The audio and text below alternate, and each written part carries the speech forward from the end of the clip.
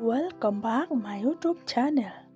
Arpautli kikidak kishin shin kiba pyni baka jingieit kanne hado bakot.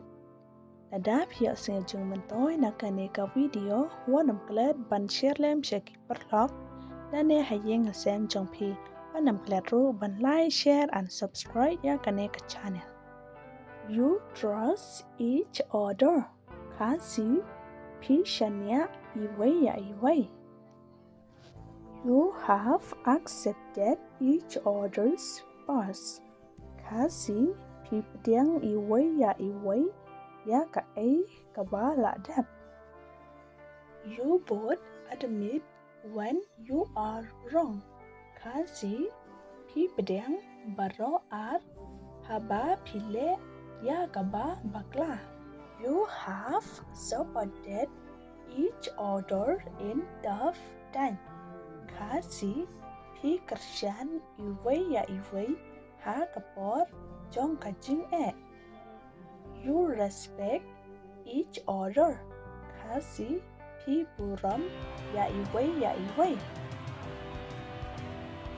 You feel comfortable with each other. Kasi Isnusuk iway. You are honest with each other. Kasi ilong bakod iway. You support each other. Kasi pi kershan iway. You don't compete with each other. Kasi pi klem yele iway. You feel secure in your relationship. Kasi hisneu scam ha ka jingieit jong pi. You make time for each other. Kasi pi penlut por iway. You help each other. Kasi pi yarap iway. You both listen to each other. Kasi baro pisnap iway. You apologize and forgive each other. Kasi hipan bat iway. You accept each other the way you are. Kasi hipdeng iway kumba pilam. You don't panic. Kasi hikrempeng. You inspire each other. Kasi piay mansin iway. When a person tells you about his problems, that means he trusts you. Kasi haba ubriu uyatho ya ka jingieit jung o kamot bau shania yapi. You understand your problem. Kasi pi sneuto ya ka jingieit jong ka. People who love you will forgive your mistake.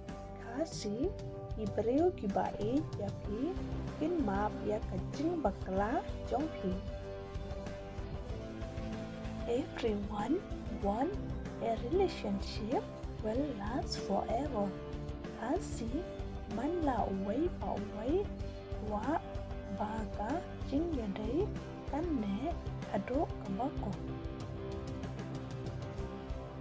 You both got flaws in everything you do. Kasi pi bo ya ublay nukong kiai baro kiba pile. When problems comes, you fight together. Kasi haba ki jingieit iwan pi yale barbor. When you are love each other, you are always be happy. Kasi haba pi iway barbor pi long kiba kemen. Don't forget like, share and subscribe. Bye. Thank you for watching. See you in the next video.